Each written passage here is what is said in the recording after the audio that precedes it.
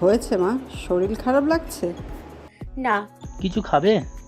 কথাটা বলে রাশেদ চৌধুরী ওনার সাথে করে আনা খাবার রুহানির হাতে দেন। তার এখন কিছুই খেতে ইচ্ছে করছে না, তাই সে খাবারটা তার বাবাকে ফিরিয়ে দেয়। কিছুক্ষণ পরেই প্লেন চলতে শুরু করে। খালি বাড়িতে ফরিনা মাহমুদ আর মায়া ছাড়া আর কেউই নেই। মীরাকে নিয়ে মারুফ চেক আপ করতে গেছে। মানাফ অফিসে নতুন, তাছাড়া একা হাতে সব কাজ সামলাতে পারবে না বলে শামীম মাহমুদও আজ অফিসে গেছেন। ফরিনা মাহমুদ ওনার রুমে মাথা ধরে বসে আছেন। বেশ অনেকক্ষণ ধরেই উনি মাথা ব্যথায় তড়পাচ্ছেন। মায়ের অসুবিধার কথা ভেবে তিনি তাকেও ডাকছেন না। অন্যদিকে মায়া একা একা খুব বোর ফিল করছিল। এমনিতেই এ বাড়িতে মীরা আর শাশুড়ি ফরিনা মাহমুদের সাথেই সারাদিন কেটে যায়। তবে এই সময় একা থাকতে ভালো লাগছে না বিধায় সে তার শাশুড়ি মায়ের সাথে বসে বসে গল্প করবে ভেবেই ফরিনা মাহমুদের রুমে যায়। রুমে এসে দেখে ফরিনা মাহমুদ মাথায় হাত ধরে বসে আছেন। সে ওনার পাশে গিয়ে বসে জিজ্ঞেস করে, কি হয়েছে মা তোমার?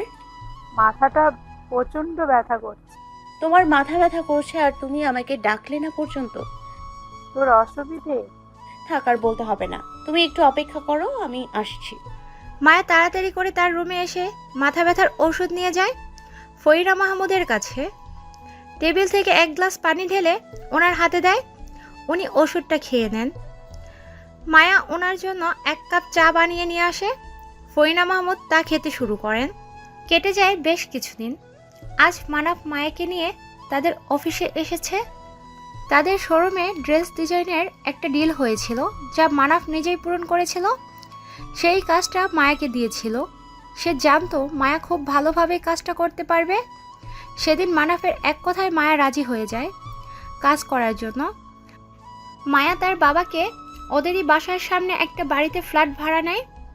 মাহবুব আলম এখন মেয়েকে যখন ইচ্ছে দেখতে যেতে পারেন। মায়াই তার বাবার দায়িত্ব নিয়েছে। মানাফের বাড়ির সবাই বেশ খুশিই হন এই কাজে। তাদের কোনো আপত্তি নেই এই ব্যাপারে। মেয়ে বাবাকে দেখবে এটাই স্বাভাবিক। তবে এই সমাজে বেশিরভাগ ফ্যামিলিতে মেয়েদের তাদের বাবা মায়ের দায়িত্ব নিতে দেওয়া হয় না। এমনকি বিয়ের পর মেয়েদের জীবনটা হয়ে ওঠে চার দেয়ালের মাঝে বন্দি। মায়া মানাফের কেবিনে বসেই নিজের কাজ করছে। মায়া নিজের মতো করে তার কাজে ব্যস্ত। আর অন্যদিকে মানাফ আর চোখে বারবার তাকে দেখছে আর মুচকি হাসছে। মায়া তার কাজ বন্ধ করে মানাফের দিকে তাকাতেই দেখে মানাফ তাকেই দেখছে আর হাসছে।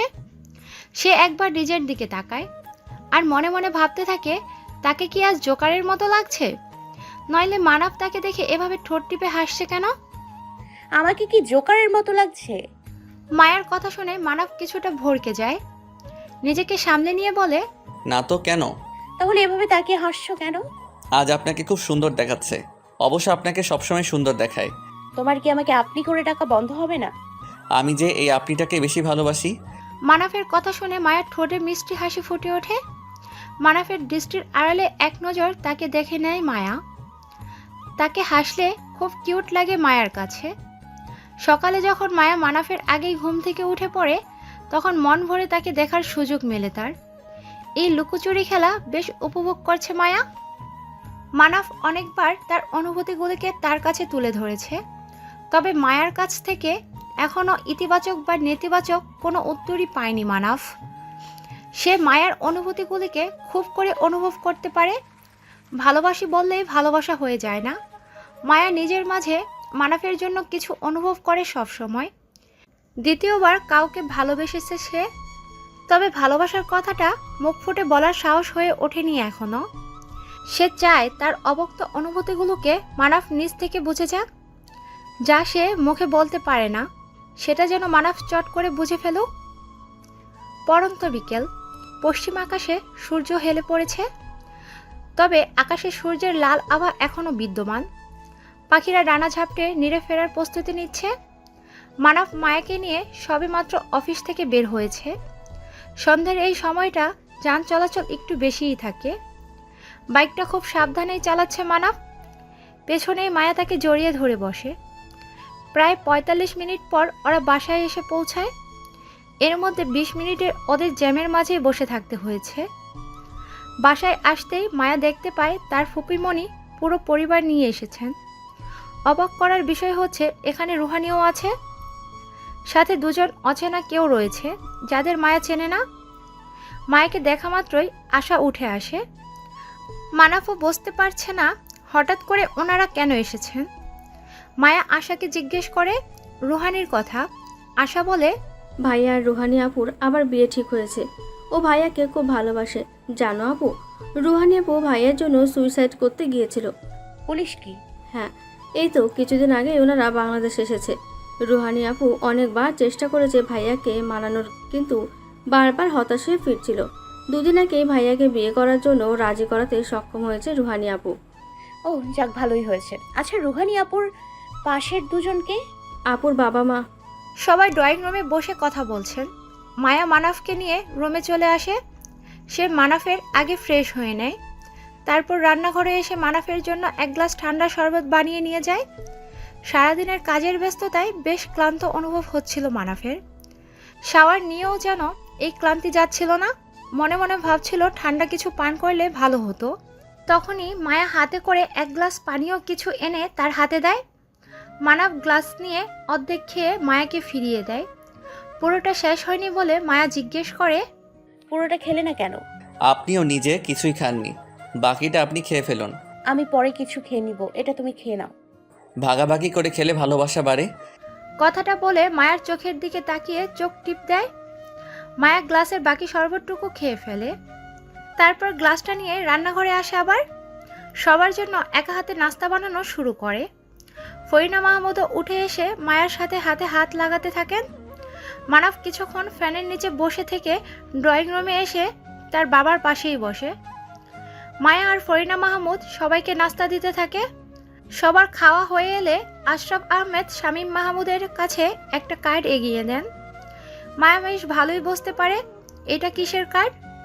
মানাফ তার বাবার কাছ থেকে কার্ডটা চেয়ে নিয়ে পড়তে থাকে। এটা আহান আর রুহানির বিয়ের কার্ড। ওদের বিয়ের কথা শুনেই সবাই বেশ খুশি হয়। মায়া এতে খুশি হয়েছে।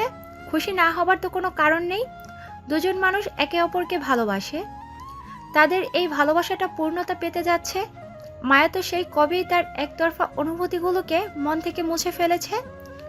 সত্যিই কি পুরোপুরিভাবে মুছে ফেলতে পেরেছে? হয়তোবা। মায়া তো দ্বিতীয়বার মানাফকে ভালোবাসতে শুরু করেছে। তাই মনের মাঝে অন্য কারো ভাবনা না রাখাই শ্রেয়। মানাফ একবার মায়ার দিকে তাকায়। মায়াকে খুশিই দেখতে পায় সে। হঠাৎ করে মায়া মানাফের কাঁধে ঢলে পড়ে। এমন হওয়ায় মানাফ অনেকটা ঘাবড়ে যায়। সবাই একসাথে বসে কথা বলছিল। মায়া তার পাশেই বসেছিল।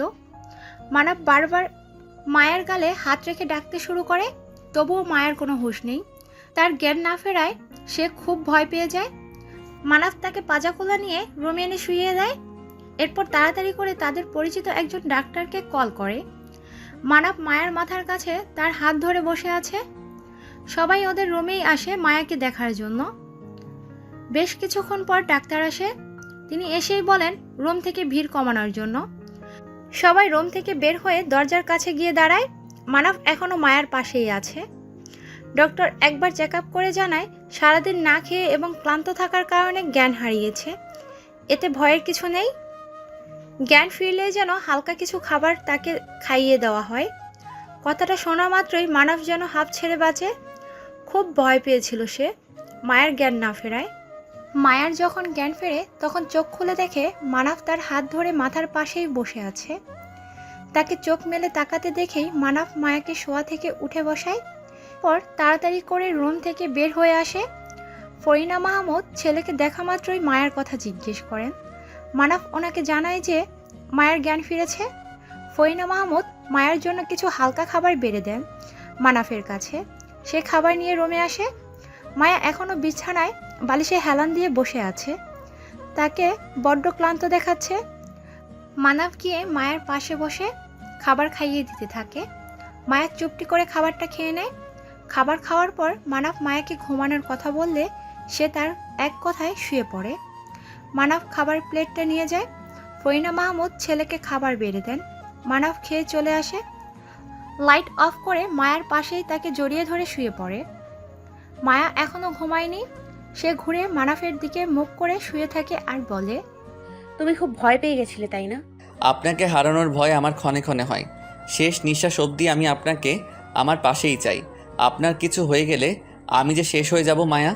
এমন কথা মুখেও আনবে না তুমি। আমি সব সময় তোমার পাশেই থাকবো ছায়া হয়ে। আচ্ছা, এত কথা না বলি, ঘুমিয়ে পড়ো।